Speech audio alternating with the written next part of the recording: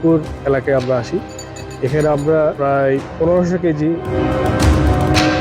শুরুতে সবাইকে প্রাকৃতিক হাটের পক্ষ থেকে প্রাকৃতিক শুভেচ্ছা। যারা প্রতিবারের মতো আজকের এই ভিডিও প্রতিবেদনটিও দেখছেন তারা একের পর এক শেয়ার করে দিবেন, কেননা প্রাকৃতিক হাট নির্ভেজাল কথা বলে আর ভেজালের বিরুদ্ধে জিরো টলারেন্স। আপনাকে সচেতন হতে হবে, সবাইকে সচেতন করতে হবে। সে কারণে প্রাকৃতিক হাটের এই পেজটিকে সবাই ফলো দিয়ে রাখবেন। আমরা কি খাচ্ছি? বাগদা মাছ খাচ্ছি না বিষ খাচ্ছি? ইতিমধ্যেই অনেকে জেনে গেছেন, মাত্র 4 দিন আগে অর্থাৎ 2 জুলাই 2026 তারিখে সাতক্ষীরার আশাশুনি উপজেলায় মহিষকুড়া এলাকা থেকে জেলি সম্বলিত অর্থাৎ ভেজাল মিশ্রিত বাগদা চিংড়ি উদ্ধার করে প্রায় 1500 কেজির ঊর্ধ্বে। এটি একটি নতুন বিষয় নয়, এটি অনেক পুরাতন কথা। যে চিংড়ি আপনার আমার থালাতে উঠছে, রেস্টুরেন্টে গেলে খেতে পারছে, কারো বাড়িতে দাওয়াত খেতে গেলে সেখানে দেখতে পাচ্ছেন, এবং নিজের ঘরে যখন নিয়ে আসছেন তখনও সে একই কথা, জেলি জেলি আর জেলি। কিন্তু এই জেলি কেন?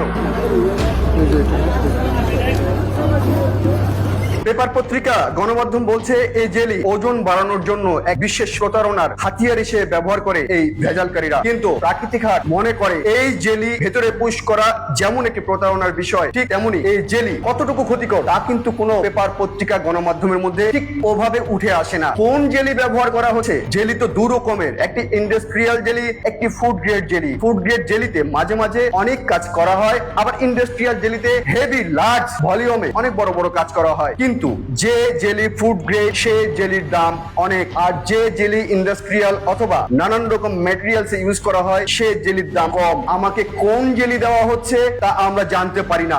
চিংড়ি কিনতে গেলে কোনটিতে জেলি আছে আর কোনটিতে জেলি নেই দেখে বোঝার তেমন কোনো উপায় নেই। দেখেন আমরা কি খাচ্ছি। এই 13টা চিংড়ি মাছ আনছে, 13টা চিংড়ি মাছের প্রত্যেকটা চিংড়ি মাছের মাথার মধ্যে এরকম এত বড় বড় আস্তে আস্তে জেলি।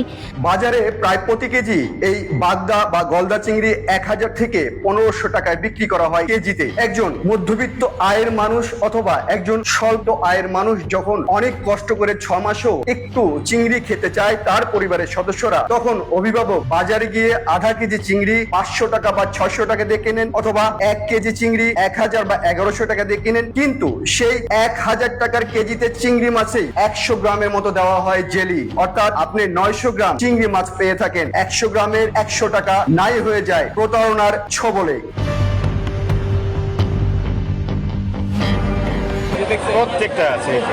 কি খাবো বলেন? এতগুলা জেলি বের হয়েছে, আরো জেলি ছিল আমি বুঝতে পারিনি, প্রথমে ফেলে দিয়েছি। এই সব মিলে এতগুলো জেলি। তবে হোয়াইট গোল্ড বলে খ্যাত সাতক্ষীরা, বাগেরহাট, পিরোজপুর, খুলনা, পটুয়াখালী, বরগুনা, ভোলা থেকে আরম্ভ করে কক্সবাজারের ঠিক এই উপকূলবর্তী এলাকাতেই এই চিংড়ি মাছের বিভিন্ন রকম বাছাই কেন্দ্রের মধ্যে এই জেলি পুশ করা হচ্ছে। শত শত মানুষ পুশ করছে, অথচ হোয়াইট গোল্ড খ্যাত এই চিংড়ি বিদেশিও রপ্তানি হয়। বাংলাদেশের একটি সুনাম রয়েছে, দীর্ঘ বছরের এই সুনাম ভাঙতে বসেছে।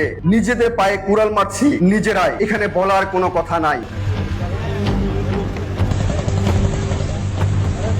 কথায় কথায় বাইরের দেশের যে কোনো খুদ ধরা আমাদের অভ্যাস হয়ে গেছে, কিন্তু নিজের জাতিগোষ্ঠীকে নিজেরাই মেরে ফেলছে প্রত্যেক মুহূর্তে। ভেজাল রাসায়নিক বিষে কীটনাশকে নানান ভাবে বিপর্যস্ত করে ফেলছি আমরা প্রতিনিয়তই।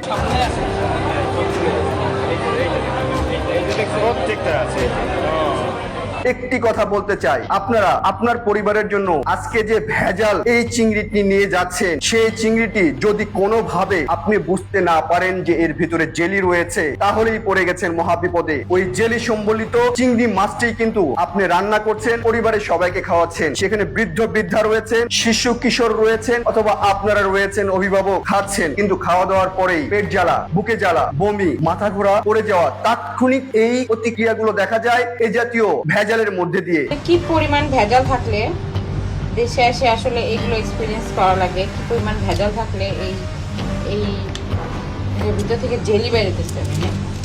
এই যে দেখেন জেলি, এই জেলি বেরোচ্ছে, আরো আছে অনেক ভিতরে। এই যে বাংলাদেশ সব সম্ভবের দেশ, কোথায় কত আমদানি হচ্ছে, আর সে আমদানি আমি কোন খাদ্যে মেশাচ্ছি কি মেশাচ্ছি না এর কোন রকম অঙ্কের হিসেব নেই। দায় সারা হিসেবে চলছে আমরা যেন উটের পিঠে ঘোড়া ছুটছে লাগামহীন ভাবে। এভাবে চলতে পারে না। এই জাতি পুরোপুরি একটা অন্ধকারাচ্ছন্ন অবস্থার মধ্যে দ্রুত গতিতে এগিয়ে যাচ্ছে শুধু এই ভেজাল খাবারের কারণে। হয়তো ডানে বামে সামনে পেছনে আমরা দেশের নানান রকম সমস্যা নিয়ে পড়ে আছি, কিন্তু সব সমস্যার শেষে দিন শেষে যখন খাবারের প্লেটে আপনি আসবেন, তখন আপনি সেই ভদ্রলোক, যত মন্ত্রী হয়ে থাকেন অথবা যত কুলি মজদুর হয়ে থাকেন, সবাইকে সেই একই চক্রের মধ্যেই ঢুকতে হয়। বলতে পারেন আমরা তো মন্ত্রী, আমরা তো সচিব, আমরা উপর পর্যায়ের মানুষ, আমরা যাচাই করা খাবার খাই, আমরা পরিষ্কার পরিচ্ছন্ন খাবার খাই, আমরা বিশুদ্ধ খাবার খাই। তাহলে অবিশুদ্ধ, রাসায়নিক যুক্ত, বিষযুক্ত, ভেজাল যুক্ত যে খাবারগুলো খাই আমরা সাধারণ মানুষ খাই। আমরা সাধারণ মানুষ কি এই সার্বভৌমত্বের মধ্যে পড়ি না, নাকি উপরে কোনো গ্রহ থেকে এসে নেমেছি আর সেটা খাচ্ছি? পার্থক্য, বৈষম্য ঠিক এই জায়গাতেও রয়েছে। আপনারা আসুন, গোড়াতে হাত দিন এবং এই ভেজাল থেকে এই জাতিকে বাঁচান, না হলে এই জাতি একদিন ভেজাল খেতে খেতেই বিলুপ্ত হয়ে যাবে।